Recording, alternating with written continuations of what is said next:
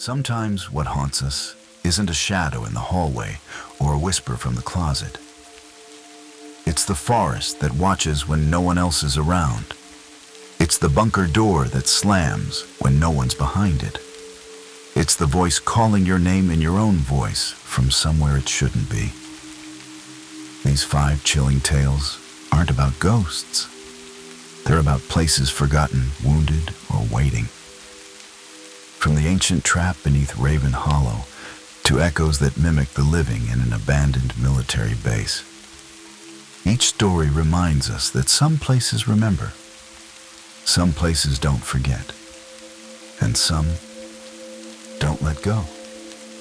This is High Scary Stories. Let's begin. Story 1. The Trap in Raven Hollow. You think you're just going into the woods for a weekend with old friends. You pack your gear, your snacks, your best memories, and you expect laughter, maybe a hangover, but never danger. Not real danger. Not the kind that lives under moss and waits for footsteps. But Raven Hollow wasn't just another camping trip. Something ancient was buried there, something that doesn't leave tracks, doesn't howl, and doesn't bleed. When it found us, it didn't roar or chase. It waited. It opened. And it took. I thought we were going in to reconnect. Instead, we barely made it out at all. We had talked about that camping trip for years, me, Nina, Marcus, Ben, and Kelly. High school friends now scattered across states, careers, divorces, and timelines that rarely overlapped anymore. So when Marcus suggested we finally commit to a weekend together in Colorado, deep in a place called Raven Hollow, we jumped on it. It sounded remote, peaceful, perfect. A chance to turn off our phones and pretend just for a couple days that we were still 20, that life hadn't stretched us thin and apart. We met in Denver on a Friday morning, loaded our packs into Marcus's SUV, and drove 4 hours into the mountains. The farther we got from the city, the lighter I felt. The air thinned out, the trees grew taller, and the road narrowed into a single gravel line that snaked through a valley covered in dense, old-growth forest. By the time we parked at the edge of the trailhead, it was late afternoon, and the sun was already cutting long shadows across the clearing. I remember Kelly laughing as she tried to shake signal back into her phone. No bars, just like Marcus promised. We hiked about 2 miles into the hollow, our boots crunching over dry leaves and roots that twisted like veins across the path. There were no other hikers, no sounds of passing cars or planes overhead, just us, the wind, and the soft whisper of trees that hadn't been touched in decades. We found a small, flat clearing to set up camp right beside a stream and beneath a canopy so thick it swallowed the sky. It felt untouched, almost sacred, like we were stepping into a place that had been waiting for us. We set up tents, started a fire, and shared beers under a sky full of stars. Nina sang along to an old playlist. Ben passed around trail mix like it was a feast. For the first time in a long time, we were laughing without effort. No masks, no pressure. Just 5 people trying to remember what it felt like to be whole. Looking back, I think that's why we missed the signs. Why we didn't question the strange totem wedged in the fork of a tree nearby, or the way the air went colder than it should have after sunset. We thought we were safe. But Raven Hollow was watching, and it was waiting. The first shift in the air came around midnight. The fire had burned low, just glowing embers and occasional pops of sap. We were stretched out in our sleeping bags, tired from the hike and full from freeze-dried chili and cheap beer. I remember lying on my back, staring through the mesh of my tent at the blackness above.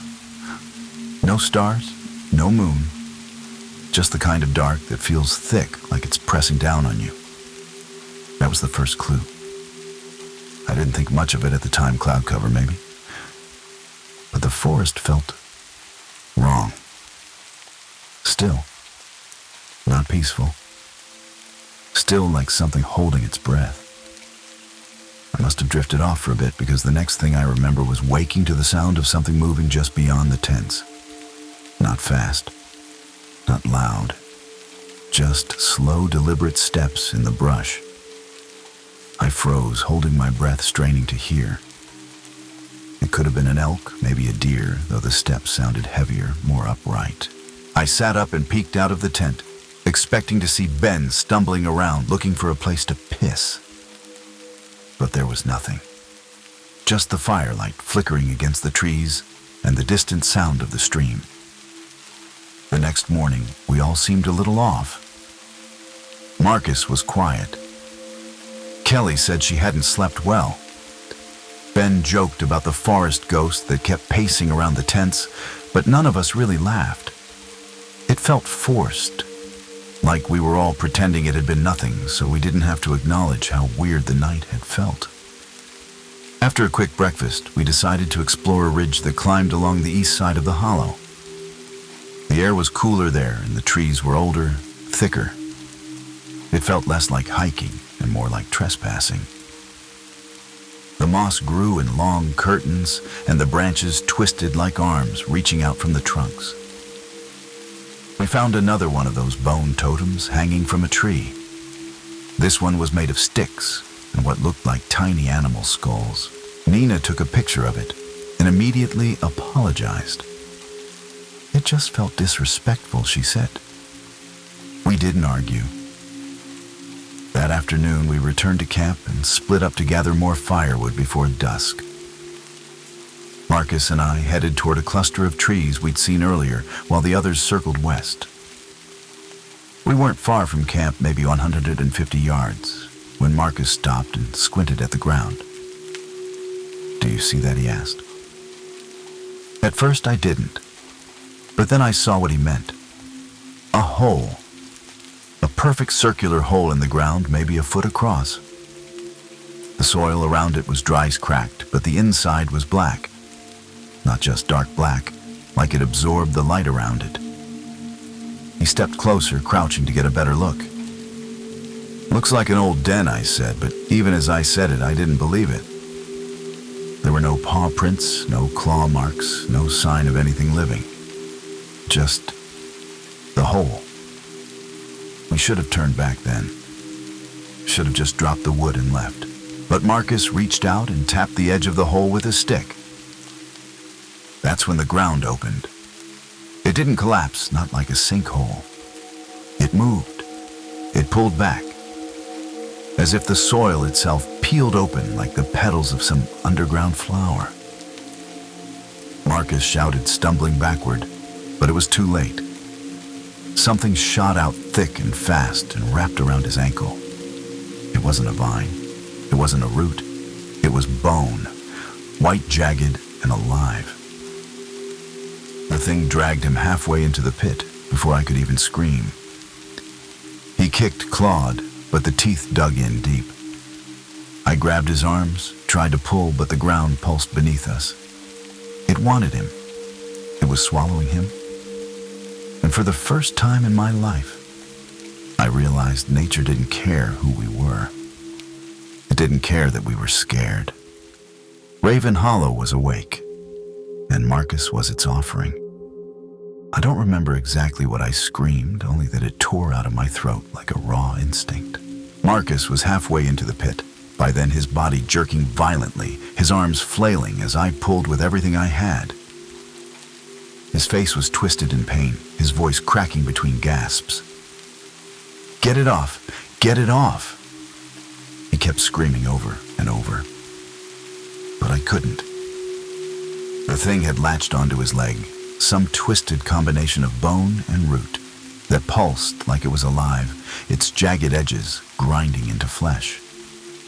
Blood spilled freely across the soil, dark and thick, and the trap, if you could call it that, seemed to drink it in. I yelled for help, not even knowing if the others could hear me. My voice felt swallowed by the forest.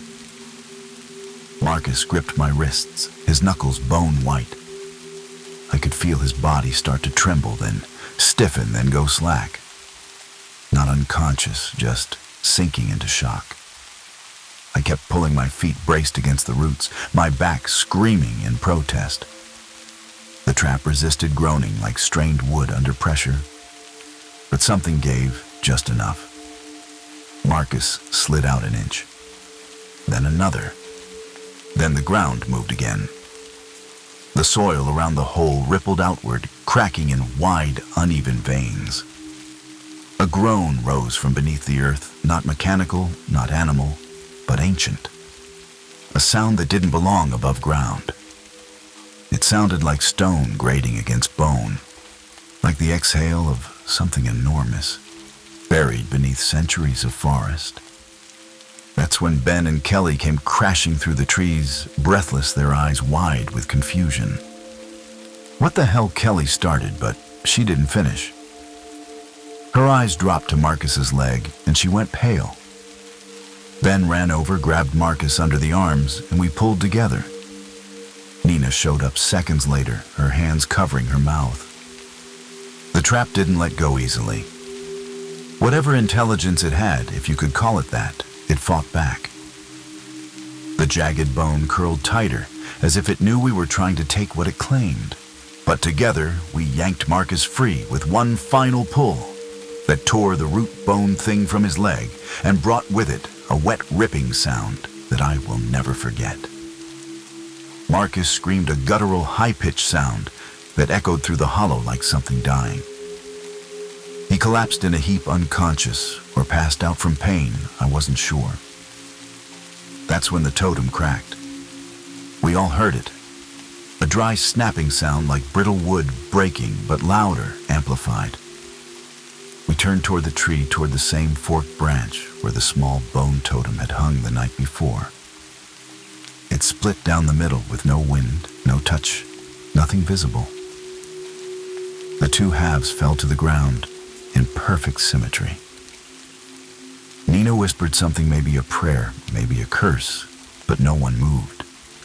Then the ground trembled, not violently, not like an earthquake, just enough to let us know we were no longer alone. Ben threw Marcus over his shoulder, and we started moving. Fast. No gear, no tents, just the clothes on our backs and the weight of something we didn't understand pressing down on us. As we ran, the trees felt closer, the sky darker. The trail that had led us in now seemed foreign, twisted in angles that made no sense. I swear the branches were lower. I swear they moved. Then we heard it. Gunfire. 3 sharp cracks in the distance. One close enough that I ducked instinctively. None of us had brought a gun. Ben cursed under his breath, adjusting Marcus's weight as we stumbled through the underbrush. Kelly pulled out a flashlight. Even though the sun was still up, it didn't matter. The light barely pushed through the air, which had grown thick and gray like storm fog. We didn't speak. We just ran, hearts pounding lungs, burning the forest, breathing beside us. Another gunshot, this time closer. Then a voice, low, guttural, and wrong. It wasn't language. It wasn't human.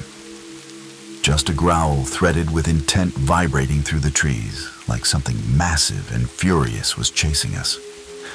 I don't remember the rest of the run clearly. Just branches tearing at my arms, Kelly sobbing Nina, whispering Marcus's name like a chant.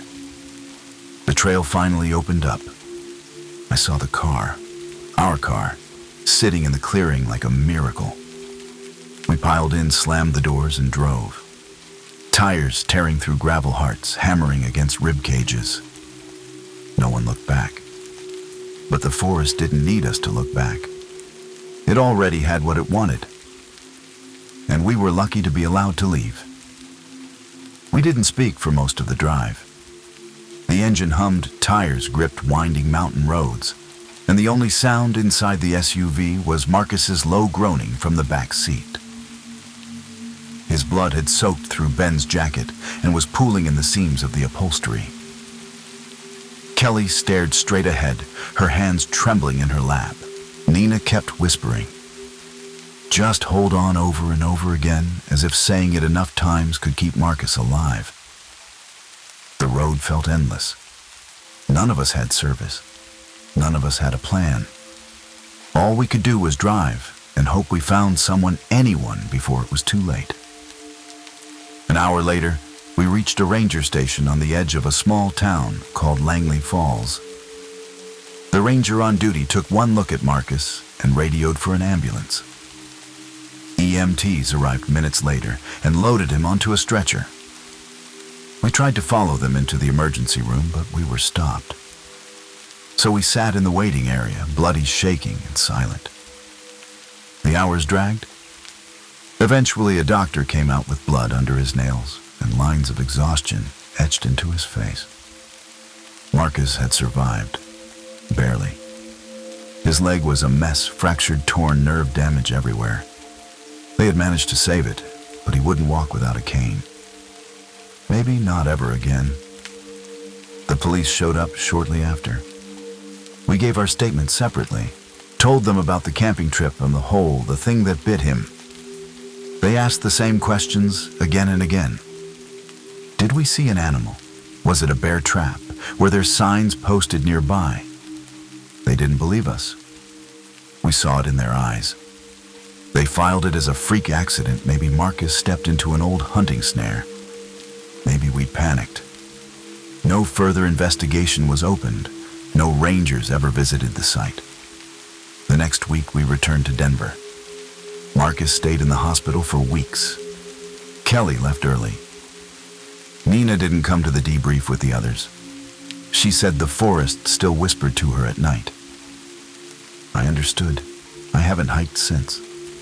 Sometimes I wake up at 3:12 a.m., exactly the time Marcus was pulled under, and I swear I hear that groaning sound again. The one beneath the soil, the one that lives in roots and bones. I try to tell myself it's just memory, just trauma. But when I look at my boots still stained with dried blood and something blacker, I remember one thing clearly, that Forrest took something from us. And it's still not done. I used to think the scariest things in the woods were animal storms, maybe getting lost. But what haunts me now isn't what we saw, it's what we felt. That intelligence beneath the soil, that ancient hunger. We went into Raven Hollow looking for peace, for reconnection, and instead found something that watched us like prey. Marcus left the forest with scars, but I think the real wounds were the ones we couldn't see. The ones it planted inside us. Because even now, years later, I still hear the earth breathing. And sometimes in my dreams, it remembers my name. Story 2. Echoes at Fort Mason. They told us Fort Mason was decommissioned, just a decaying skeleton of a Cold War base tucked deep in the Florida Panhandle. No power, no personnel, nothing but rust and vines. But when we got there, the radios were still powered. Doors were unlocked from the inside. And one of the rooms still smelled like someone had been living there. Recently. We weren't just sent to track down a fugitive, we were walking into a place, time forgot, a place that had been waiting. And whatever was inside that bunker didn't want to escape. It wanted to be found and heard. Again. I was 2 years into my assignment with the U.S. Marshals when I got the call. It was early September, humid and slow, and I was halfway through a microwaved breakfast sandwich when my phone buzzed with a priority notice task force briefing at 700 Tallahassee Field Office. No details, just coordinates and a name, Fort Mason. I'd never heard of it. Neither had most of the guys in my unit. Turned out it was an old military research facility buried in the pines of the Apalachicola Forest, officially closed in the late 90s after some internal restructuring the public never heard about. But now, someone was there. Someone dangerous. At the briefing, they dropped a file on the table with one name, Dr. Isaac Drexler, former DoD contractor. Classified neuroscience work. 10 months ago, He vanished after a lab fire in South Carolina that killed 2 assistants. Burned his credentials, dumped his car in a river, disappeared. Last week, hikers reported lights and strange noises coming from the old Fort Mason site, grinding machinery voices in the trees, even an explosion. No signs of entry, no recent deliveries, no official records of power ever being reactivated. They sent us in quiet, no press, no local police. Just 5 agents, me, Cooper led others, Reyes from Homeland Denny from the FBI, and a local forest ranger named Ash, who'd spent years patrolling the area, but had never been inside the fence line. We hiked in with standard gear, 2 satellite radios, and no backup. The facility was nearly a mile off, any marked trail swallowed by undergrowth and silence. When we arrived, the front gate stood open. No lock, no resistance. Just hanging there like it had never been closed. The buildings were intact, but weathered concrete bunkers overtaken by moss and vines. Still something felt off. Too clean. No graffiti, no wildlife sounds. No signs of decay where there should have been. It was like nature had been kept at bay. We stepped into the main corridor, our boots echoing down long fluorescent-lit halls, and that's when we realized the power was still on. Faint lights buzzed overhead. The air was cold, and in the distance deep below, a door slammed shut by itself. Something had been here recently, or worse still was, and whatever it was, it had been expecting us. The deeper we went, the colder it got. Not just the kind of chill you'd expect in an old concrete facility, but a damp, biting cold that clung to your skin and settled in your bones. The main hallway stretched longer than it looked from the outside, lined with rusted lab doors and peeling security signs. Authorized personnel only. Eye wash stations. Biohazard zone. Most of the rooms were empty, stripped of anything useful years ago. But some still had chairs pulled out from desks. Clipboards left behind. One even had a coffee mug tipped on its side with dried brown residue crusting the edge. It looked like someone had stood up mid-sip and never came back. Cooper broke the silence first. "You feel that?" he said, stopping at a hallway junction. "It's like the air's vibrating." I didn't answer. I felt it too. Not exactly a sound, more like pressure, an electric hum you couldn't place, but couldn't ignore. It came in pulses like the whole facility was breathing beneath us. Denny checked the signal on the portable radio, still working, but barely. Static bled into every transmission. Reyes looked tense. Ash hadn't spoken in almost 10 minutes. That's when we found the first tape recorder. It was sitting on a steel table in a side room. A small handheld model from the early 2000s, dusty but intact. Denny hit play. The voice on the recording was male calm, but disjointed, like he was talking to someone who wasn't there. They're not echoes, not the way we understand them. The sound doesn't bounce, it lingers, it remembers. It becomes... The tape clicked off after that. We all just stood there, the silence heavier now. Denny looked pale. "That was Drexler," he said. Same voice as the fire investigation tapes. Ash stepped away from the doorframe and muttered, "We shouldn't be here." We moved forward anyway. Down another level, the rooms got stranger. One was lined with soundproofing foam walls, floor ceiling all padded like a recording studio. In the center was a rusted gurney with leather straps, and around it speakers mounted at head level. A control board on the side had dozens of labels, Freck. A repeat delay, neural res, all faded, some scratched out. But the worst part, one of the speakers was still playing something, barely audible. A low, garbled whisper looped endlessly, too distorted to make out, but undeniably human. We didn't linger. In the hallway outside, Cooper suddenly stopped. He held up a hand and turned toward the wall. "Did you hear that?" he asked. We all froze. I hadn't heard anything, but his expression said he wasn't joking.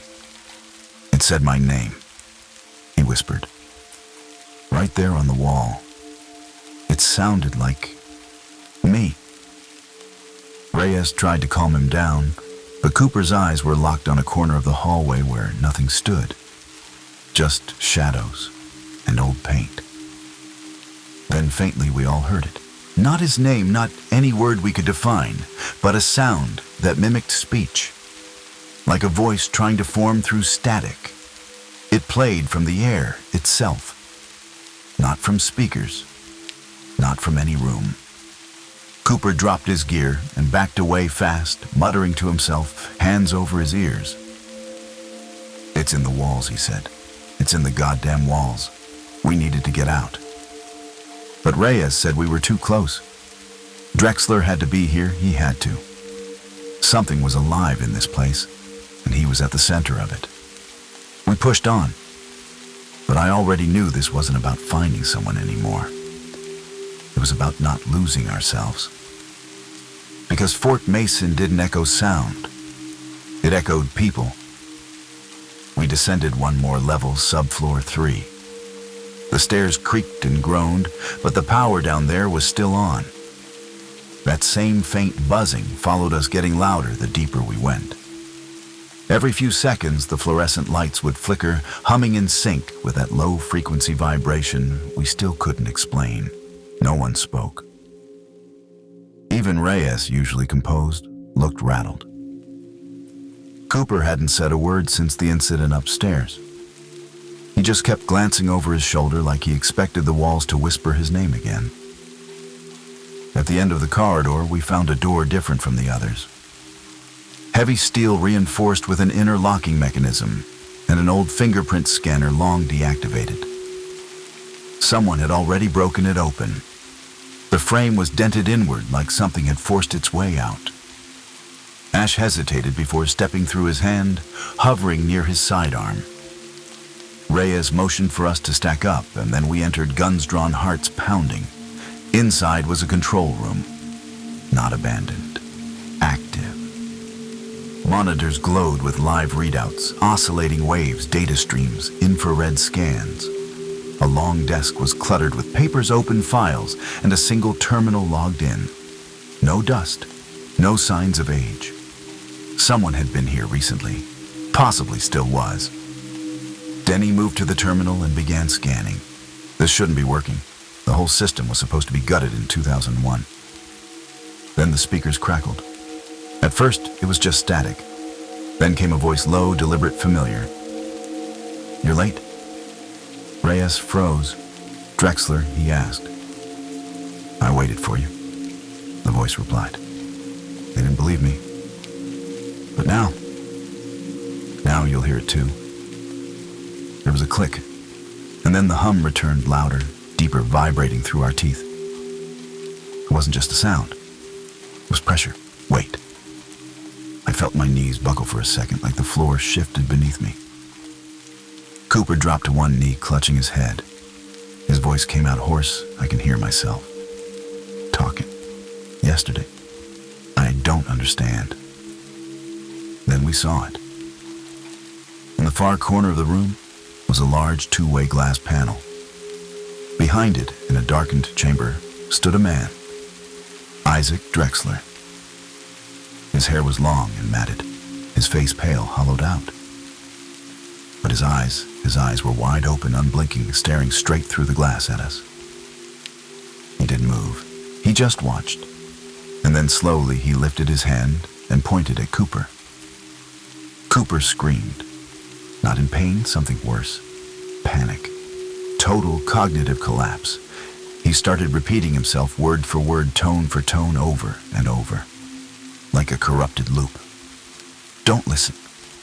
Don't listen. Don't listen. Don't." We rushed to pull him back, but he clawed at his own face, eyes wide with confusion and fear. Blood trickled from his ears. Denny hit the override switch on the panel controls. Nothing responded. The lights inside the chamber turned red, and Drexler stepped forward, still smiling. Then, as if the floor itself coughed, a loud pulse shot through the air, one deep enough to shake the walls. And just like that, the glass shattered, not with force from pressure, like the sound itself broke it. Ash fired a shot, a warning. But Drexler didn't flinch. He stepped through the broken frame barefoot, humming. The same pattern we'd been hearing since we entered the building. Reyes grabbed Cooper and dragged him back into the hallway. I covered our exit. Denny tried to grab a file off the desk, but the hum spiked again. His nose bled instantly. He collapsed, convulsing for 3 seconds before going still. I thought he was dead. We carried Cooper and Denny, both barely holding ourselves together. The alarms started blaring, ones we hadn't triggered. The halls pulsed red, and the overhead lights flickered in a pattern, long, short, long. Morse code. But no one knew what it said. By the time we reached the main corridor again, the air behind us felt thick and wrong. The walls no longer echoed our steps. They echoed something else. Other voices, our past. Snippets of what we'd said minutes ago, hours ago, looping, overlapping. We reached the surface just as the sun started to break through the canopy. Cooper had passed out. Denny was semi-conscious. Reyes was silent. Ash vomited behind the SUV. I turned back toward the forest, toward Fort Mason, and for a second I could have sworn I saw Drexler in the tree line watching us. Still humming, still smiling, like he'd passed something on. And maybe he had. We got Denny and Cooper to the hospital in Tallahassee just after noon. Cooper was admitted under neurological trauma, non-responsive eyes, open, still mumbling fragments of his own voice. Denny regained consciousness within a few hours, but couldn't remember what had happened in the control room. He thought we were still in the van on the way to Fort Mason. Reyes stayed behind to debrief the higher-ups. I was told to go home and wait for follow-up instructions. Ash disappeared. Literally. Didn't check in. Didn't answer his radio. When I called the ranger office, they said he resigned the next morning, left a single sentence on a note. It's too loud in there. A week later, we were all called in for a classified review. What I remember most wasn't the questions they asked. It was what they didn't ask. No mention of Drexler. No mention of the tapes. No interest in what caused the harmonic pressure waves or why the system was still online. The incident report listed Cooper's breakdown as pre-existing psychological stress exacerbated by confined environments. Denny's memory loss, temporary trauma-induced amnesia. They closed the file the same day. I tried to go back on my own, just to see the site again. But the coordinates I'd saved on my GPS gone. The access road we hiked in on blocked, chained, labeled as protected wetlands.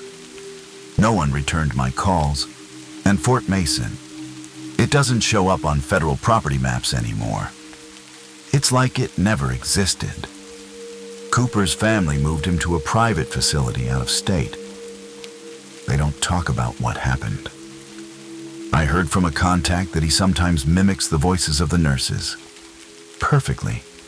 Like he's recording them in real time and playing it back second by second. Denny quit the bureau 2 months later and took a job selling boats down in Key Largo.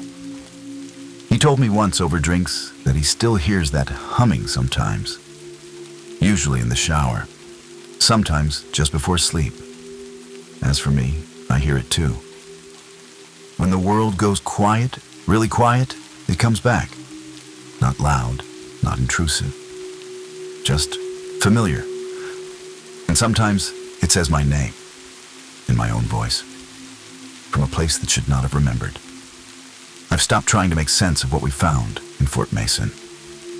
Maybe it was a machine, maybe a frequency, maybe just the echoes of someone's obsession pushed too far.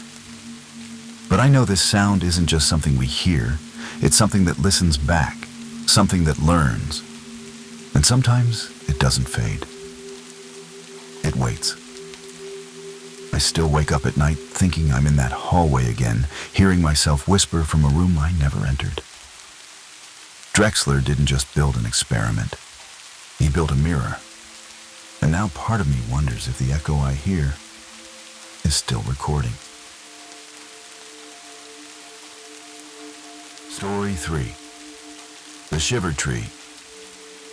I've spent most of my life in forests, mapping trails, marking trees, measuring soil. But nothing ever unsettled me like the one I found that fall. It wasn't dead, it wasn't diseased, and it wasn't out of place. But something about it made the air colder, the wind quieter. Animals wouldn't go near it. Even birds avoided the branches. I called it the Shiver Tree because that's exactly what it gave me. Shivers that started in the spine and didn't stop even when I stepped away. I thought I understood nature. I thought I respected it. But that tree didn't belong to nature, and it knew I didn't either. My name's Nolan, and I've worked as a forest technician for nearly a decade, mostly in the Pacific Northwest. My job's pretty straightforward: survey health of tree stands, monitor growth patterns, flag potential disease clusters. I love it. I always have. There's something grounding about the rhythm of the woods, about being surrounded by green, that doesn't demand anything from you except observation. My territory covers hundreds of acres of temperate rainforest, steep ridges, old trails, and patches of forest so thick and untouched they don't even appear on the newer maps. That's where I first found it. It was early October, one of those misty mornings where your breath hangs low and everything smells like damp cedar. I'd hiked out to Sector 9, a hard-to-reach slope near the old fire road, to follow up on a growth anomaly flagged during aerial imaging. It didn't seem serious, just an odd deviation in the canopy, likely caused by wind throw or a fungal pocket. I wasn't expecting anything strange. Just a long walk, a few notes, maybe some photos for the report. Gus, the veteran ranger who trained me once, told me, "You'll know when something doesn't want to be found. Trust the hush." I always thought that was just poetic old man wisdom. But that day the woods went quiet as soon as I passed the ridgeline, too quiet. No birdsong, no insects. Even the underbrush seemed still, as if the entire slope was waiting for something. I pushed forward through the bramble and finally saw it, a tall black tree, perfectly straight, with bark darker than the others around it, almost charcoal, but with a faint iridescent sheen. It stood alone in the middle of a clearing. Nothing grew within 10 feet of it. No moss, no weeds, just bare, dry soil. And the air, it was colder there. My breath thickened, my chest tightened. I should have turned back right then. But something in me needed to understand why that tree made the forest hold its breath. I stepped closer, boots crunching on brittle soil that felt wrong beneath my feet, too dry for that part of the forest, almost like it had been scorched long ago, though there were no burn marks, no signs of fire. The temperature dropped with every step I took toward the Shiver Tree, like I was descending into a cellar rather than moving across open ground. My breath came out in long clouds, and for a second I thought maybe I was imagining it. But I wasn't. I checked my handheld thermometer. It was almost 20 degrees cooler near the base of that tree than it had been just 20 feet back. That wasn't normal. I circled it slowly, notebook in hand. The bark wasn't just black. It shimmered faintly in the dim morning light, like wet obsidian. There were no knots, no broken branches, no insects crawling along the trunk. In fact, there was nothing. Not a single trace of life on or around it. That's when I saw the squirrel. It was lying a few feet from the trunk, perfectly still. Not mangled, not decomposed. Just dead. Its body was intact, its fur undisturbed.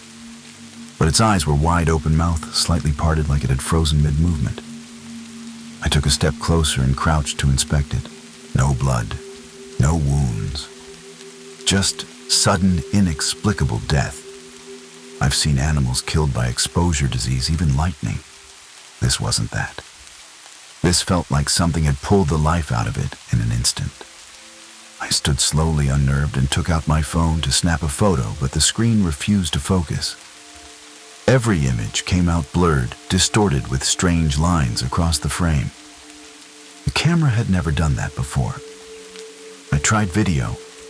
Nothing recorded. Just a black screen with audio feedback, high-pitched, glitchy static. That's when I noticed the hum. It was faint, but rising. A low mechanical tremor in the air, like a generator buried beneath the soil.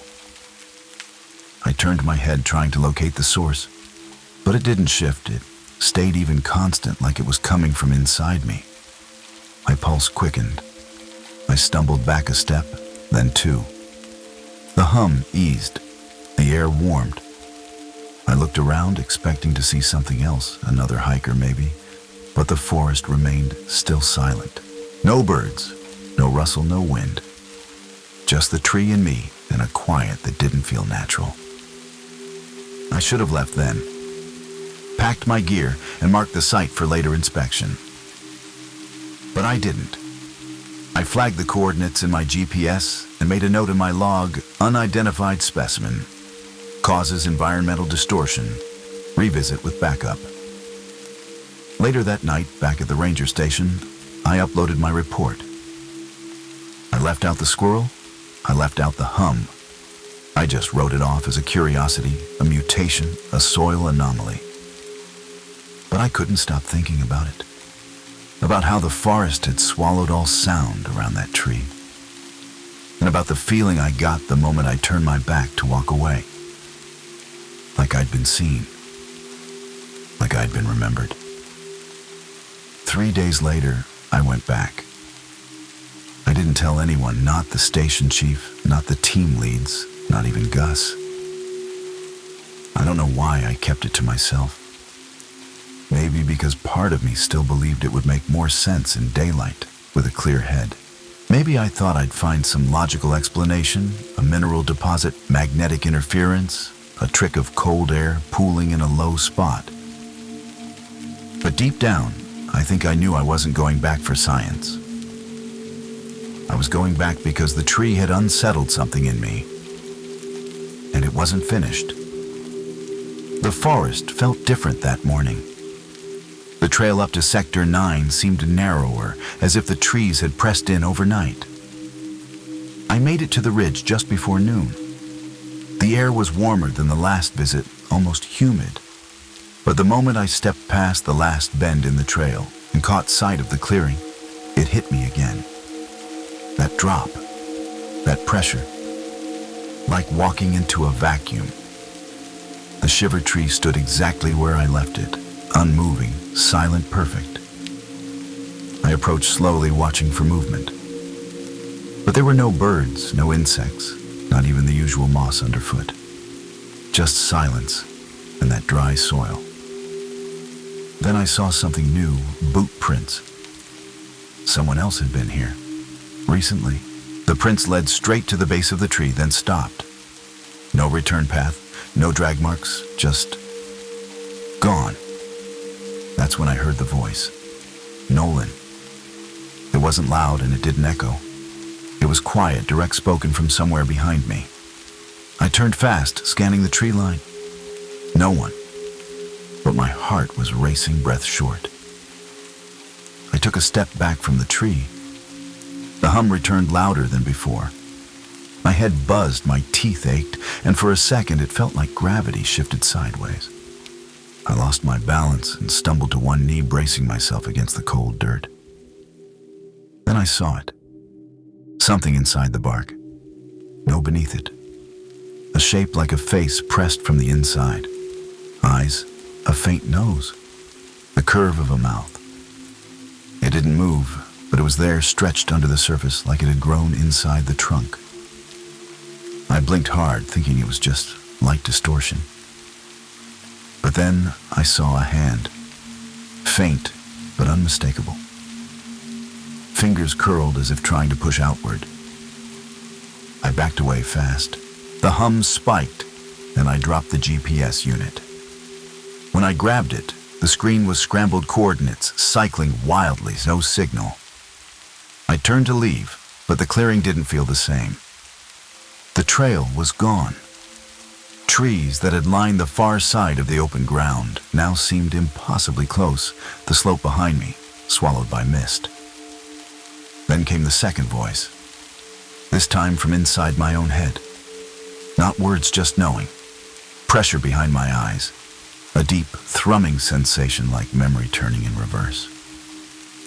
I ran. I didn't think. I crashed through the brush thorns, tearing at my arms, roots, grabbing at my boots. I didn't look back, not even when the whisper followed me again. Nolan, it took nearly an hour to find the fire road. When I finally burst out into the open, my breath was ragged legs, shaking, face drenched in sweat. The hum had stopped. The world returned to normal wind bird calls, distant traffic far off beyond the valley.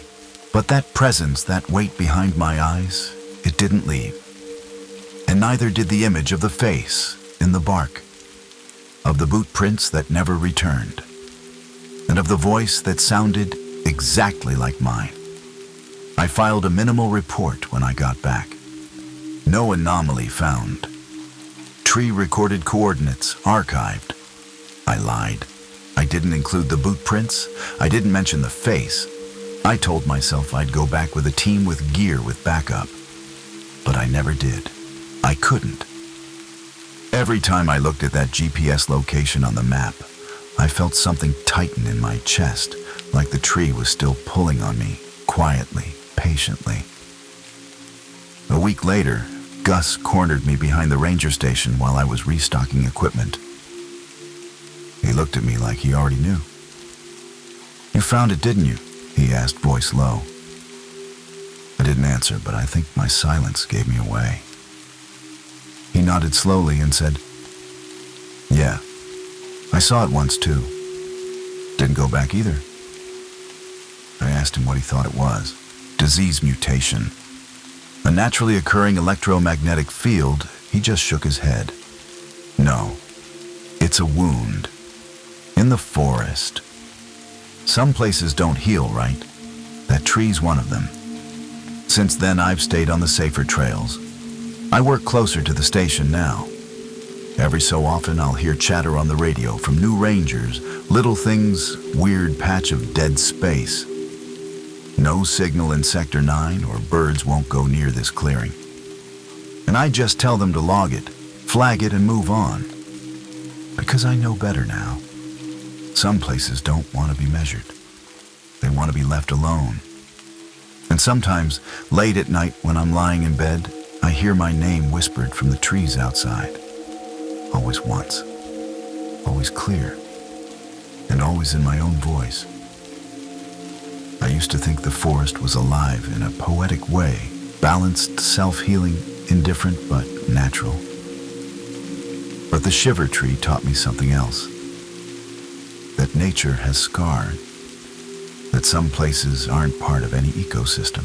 They're remnants of what I still don't know. A mistake, a memory, a punishment. All I know is that tree wasn't just strange, it was aware. And whatever grew inside it didn't want to be found. It wanted to be remembered. That's why I don't hike alone anymore. Not because I'm afraid of getting lost, but because I'm afraid it might be waiting to finish what it started. Story 4. The Man in the Bog. Bogs are strange places, quiet, sunless, heavy with moisture and secrets. I never liked them, even as a kid. Something about the way the ground gives beneath your feet like it's breathing or waiting.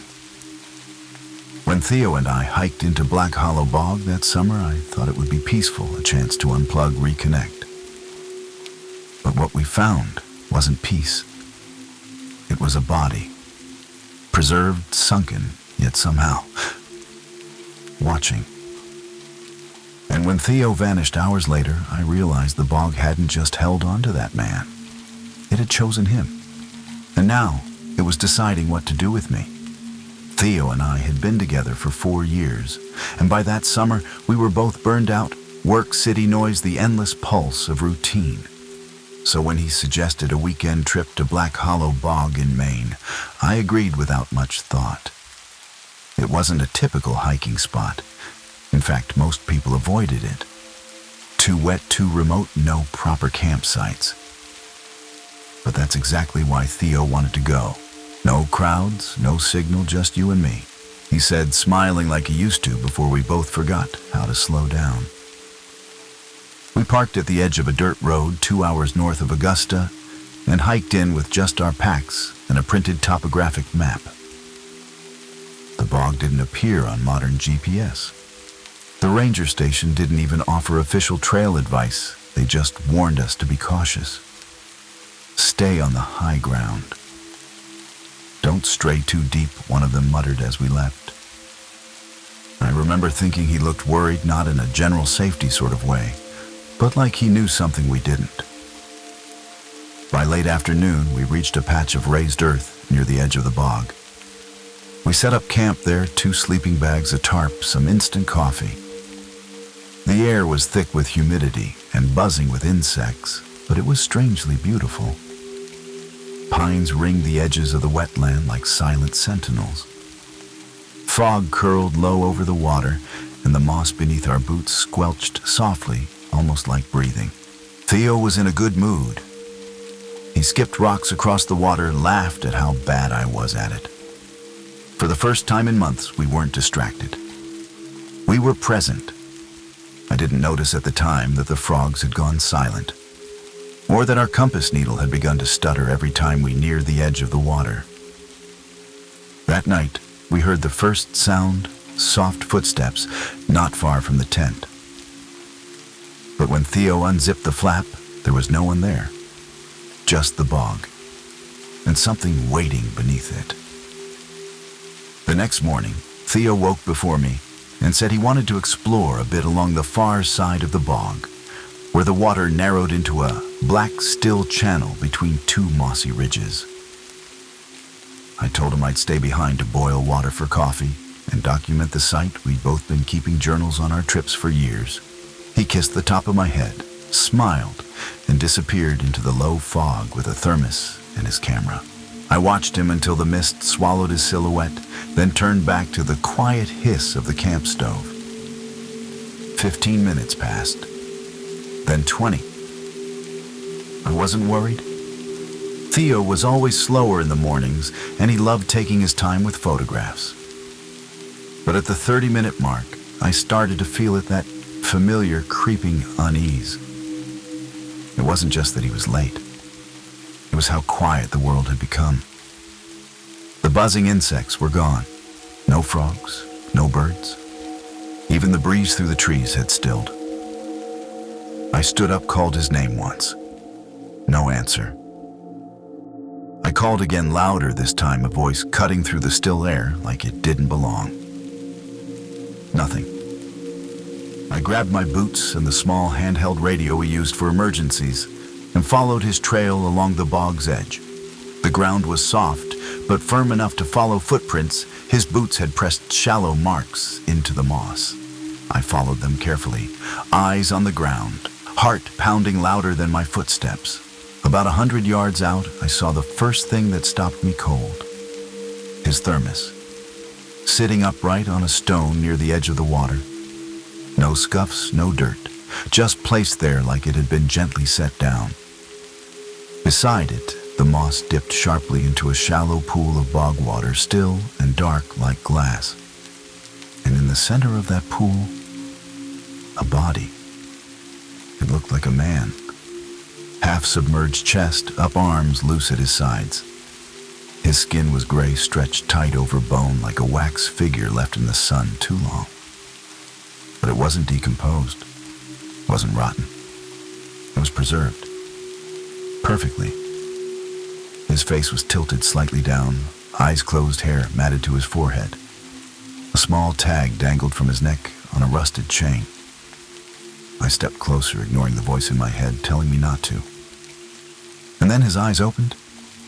Not all the way, just a flicker barely noticeable. But I saw it. A sliver of murky white like something behind glass. And worse, I recognized him. Not exactly, but enough. He looked like Theo. Not identical, but eerily close. Same brow line, same mouth. I stumbled backward, slipped on the moss, and caught myself with a shaking hand. When I looked again, his eyes were closed. I don't know how long I stood there. Eventually, I forced myself to turn around to call Theo's name again. Still nothing. No response. Just that still, heavy silence. I ran back to camp thinking maybe he'd returned another way. But the tent was empty.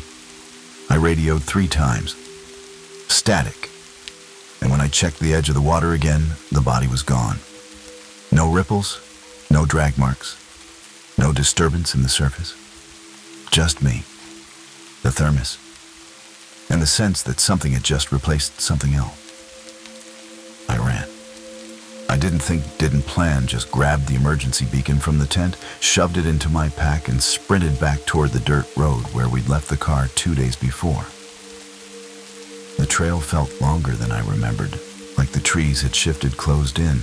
My boots sloshed through puddles that hadn't been there the day before. And I kept slipping, catching myself against roots and branches that felt almost like hands. I called Theo's name again and again, but it was like the bog had swallowed the sound. It didn't echo. It didn't carry. It just vanished. When I reached the clearing where we'd parked, I stopped cold. The car was still there, doors closed, gear in the back seat, like nothing had happened. But something had. Because hanging from the rearview mirror where Theo had kept a tiny compass charm his sister gave him was a necklace I'd never seen before. A rusted chain with a round, tarnished metal tag. Just like the one I'd seen on the man in the bog. I didn't touch it.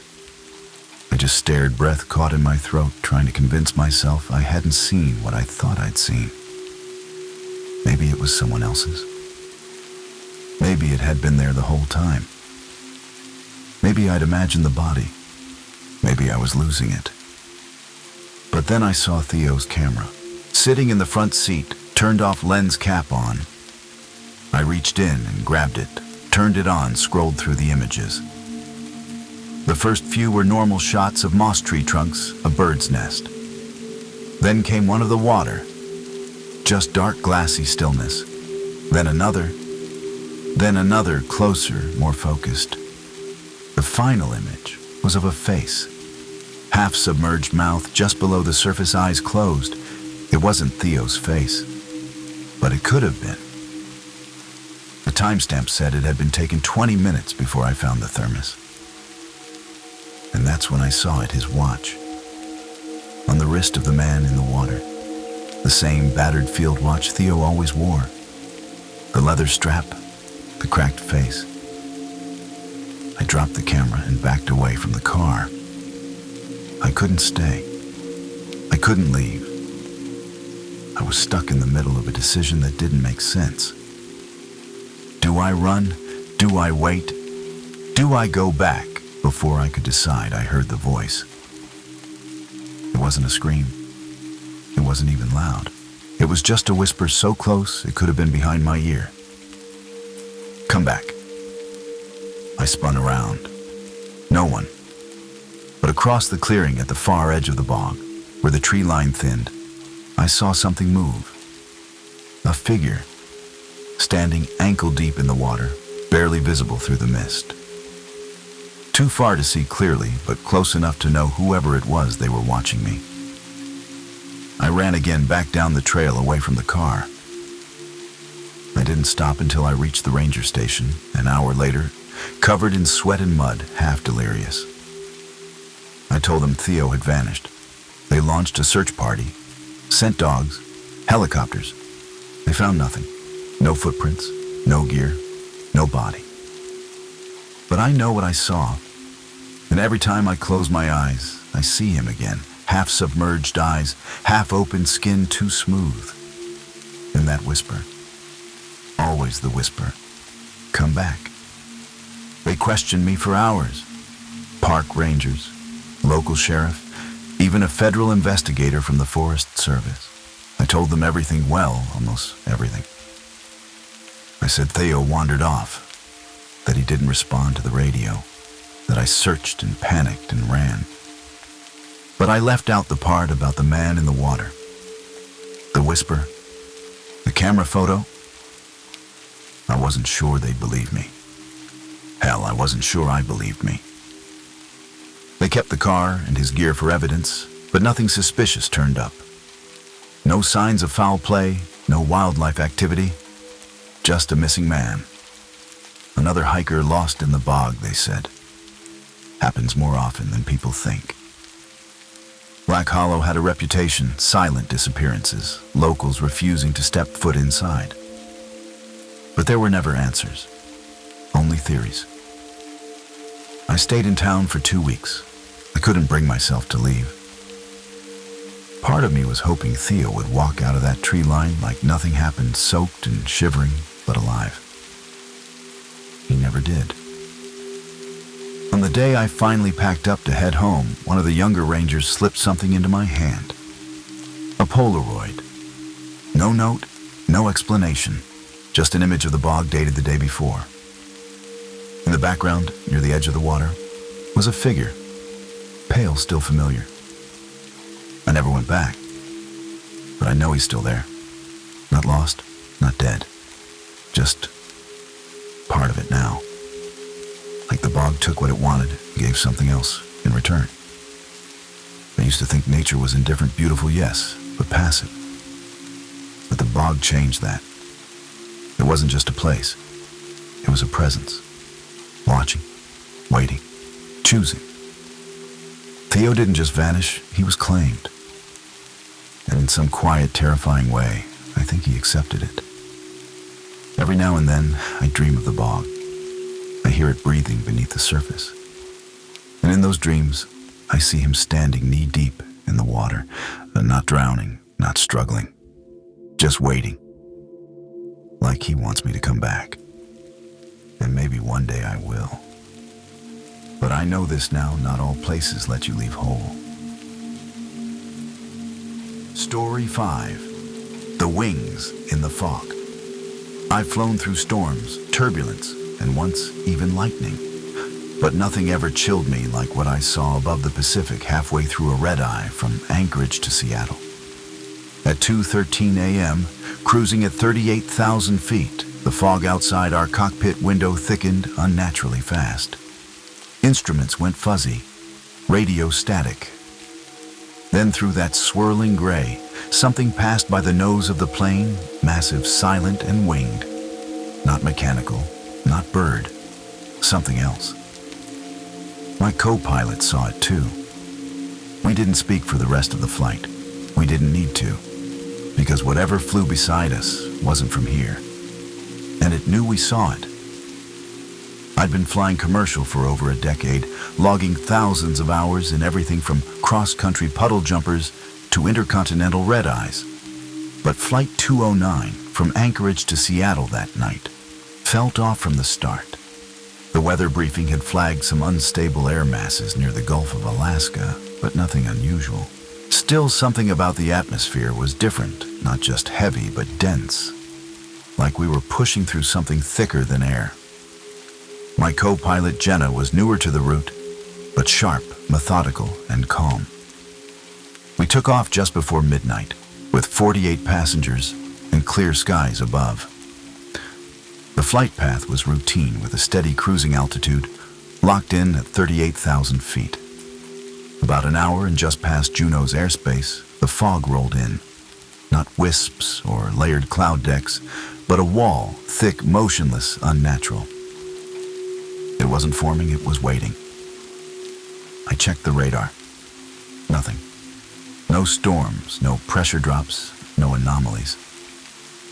Jenna flicked the comm switch to check in with air traffic control, but the line hissed back static. We tried the backup radio. Same result. All indicators altitude heading wind started twitching slightly, as if recalibrating every few seconds. Still no turbulence. No shaking. Just a deep, unreal calm. The fog outside began glowing faintly as if lit from within. It was hard to judge depth or distance. Our external lights barely penetrated it. That's when Jenna leaned forward, squinting out the windshield. "You seeing that?" she asked. At first I thought it was an illusion, light playing tricks in condensation. But then it moved. A shape. Dark, immense gliding, just to port side, barely visible through the haze. It wasn't a plane. It didn't have the defined edges or blinking beacons of modern aircraft. No roar of engines, no sonic boom. Just an eerie winged silhouette keeping pace like it belonged in that sky more than we did. I felt something ancient settle in my chest, not fear exactly, but recognition. Like some part of me had always known this thing existed, and I'd just been waiting for the moment it found me. Jenna and I locked eyes for a brief second, both of us frozen by the impossible. I reached for the control panel to log the anomaly, but the panel lights flickered.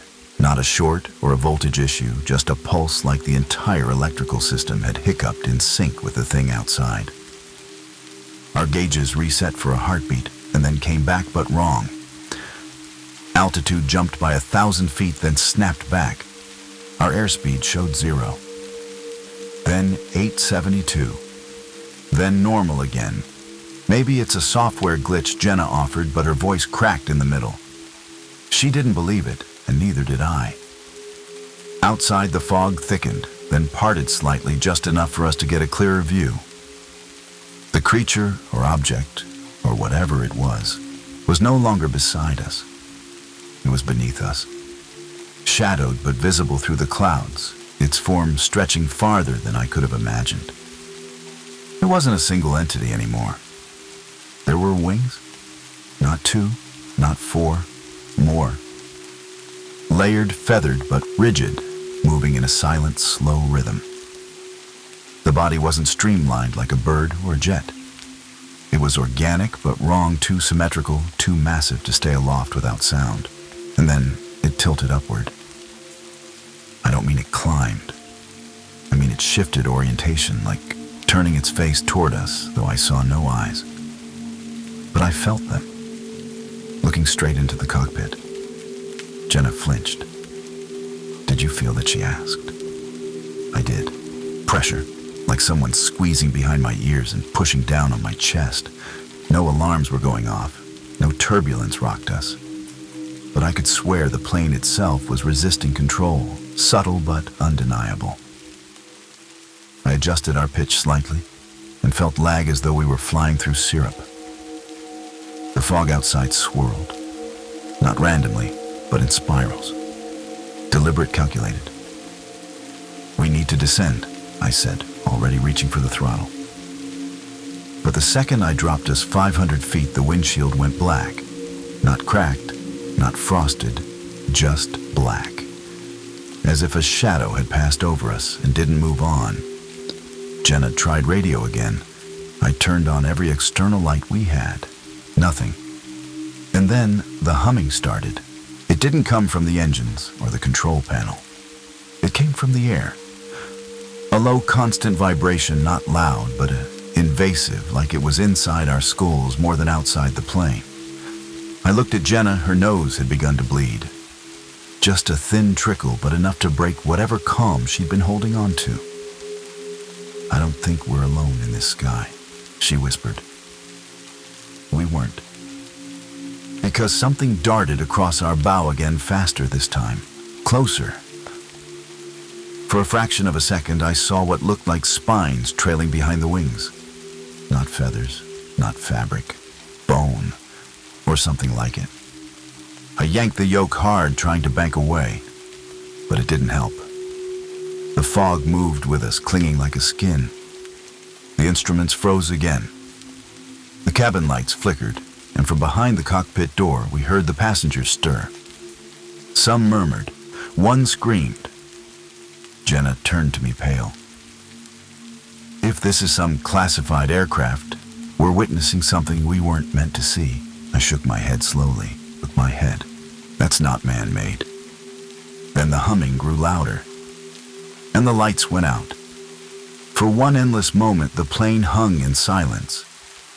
No lights, no instruments, no hum of engines. Just blackness and the deep, muffled breathing of 48 people who suddenly knew something was wrong. I couldn't see Jenna, but I felt her hand grip the side of her seat. I opened my mouth to say something, anything, but the words caught. Because outside the windshield, the fog began to pulse. Not drift, not clear. Pulse. With each beat, the fog brightened faintly, like it was lit from deep inside by a slow rhythmic glow, like a heartbeat. Then we saw it again. Dead ahead, hovering at our altitude.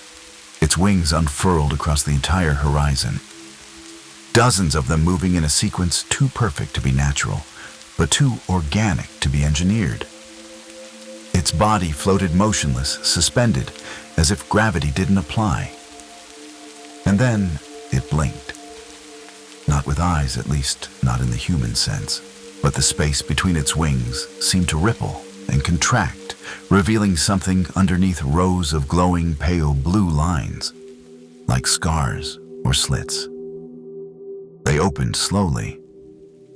The lights in the cabin surged back on, too bright, followed by the sound of passengers gasping, some screaming.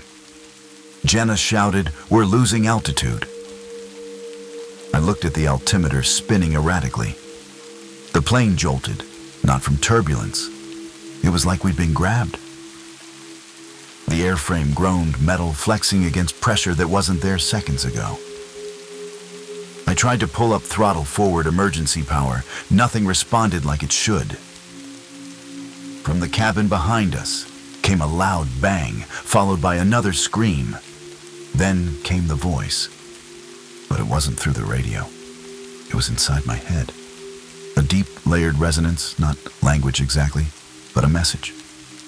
It said, "You saw us. Now you carry us."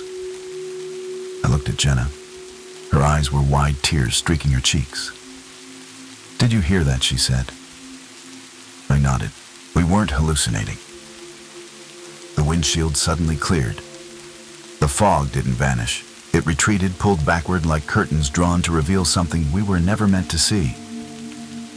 A landscape. Not earth, not sky. A sea of winged shapes moving in synchronized, unnatural grace. Towers that curved upward into infinity. And then, just as quickly, darkness returned. We dropped hard. The entire plane lurched. Oxygen masks fell from overhead, and the sound of the engines surged back to life, erratic but real. I yanked the controls. This time they responded. Altitude stabilizing, Jenna said shakily. "Heading. We're back on heading." The fog was gone. Just like that, gone. The stars blinked back into view. Below us, the coast of British Columbia stretched out like nothing had happened. I turned toward Jenna. "Did we?" She didn't answer. She just raised her hand. In her palm was a single feather, black as oil, thin, impossibly long, still warm. Neither of us spoke for the next hour. We landed in Seattle early in total silence. The passengers clapped, relieved, unaware of what had really happened up there. To them, it was just a rough patch, a storm we didn't mention, but we knew. The feather is still in my drawer, wrapped in a towel. I tried to throw it out once, but every time I do, I dream of wings, of fog, of the voice that told me I carry something now. And sometimes when I wake up in the middle of the night and glance at my bedroom window, I swear I see the fog forming outside. After the flight, I filed my incident report, like always: routine turbulence, temporary instrument failure, minor passenger panic. Nothing out of the ordinary. I didn't mention the fog. I didn't mention the voice. And I sure as hell didn't mention the feather. I thought about telling the FAA investigator who called a week later, but I could tell by the tone of his voice that he'd already decided it was a tech issue. "You pilots fly tired," he said. "Sometimes things get exaggerated." But I knew what I saw. And I wasn't the only one. Jenna quit flying 3 days after we landed. No explanation. She disappeared from every pilot registry, didn't return messages. When I finally found her through an old training contact, she only said one thing before hanging up. "They're still up there." I started having headaches at night. Not pain exactly, but pressure, like something was trying to come through. I took a leave of absence, said it was stress. Truth is, I didn't trust myself in the air anymore. Not because I was scared of flying, but because I was scared of what might show up next time. Every few weeks I find something strange near my apartment. Feathers. Thin black ones, too long to belong to any bird around here. They show up on my windowsill, my car hood, even once inside my mailbox. No one else seems to notice. No one else seems to feel what I do, that whatever found us that night didn't leave. It's waiting, watching. And I'm starting to believe that one day it'll want me to fly again. But this time not to Seattle. Not anywhere on a map. This time I think it'll want me to return. Sometimes I wonder if that flight was a mistake, or if it was an invitation. We spend our lives thinking we've mapped the skies, that everything up there follows rules we understand. But that night proved otherwise. There are things in the clouds that don't belong to this world, that don't care about our logic or science. I've stopped asking why we were chosen. The only thing I know now is this: once you've seen them, they don't let you forget. And no matter how far you fly, you're never really flying alone again. Thank you for venturing into the darkness with us. If these stories sent chills down your spine, don't keep the fear to yourself. Leave a comment, smash that like button, and share this video with someone who dares to listen in the dark. We release terrifying true stories every week, so be sure to subscribe and turn on notifications so you never miss what's lurking in the shadows. This is High Scare Stories, where nightmares don't end when the video does. Until next time, stay safe and stay scared.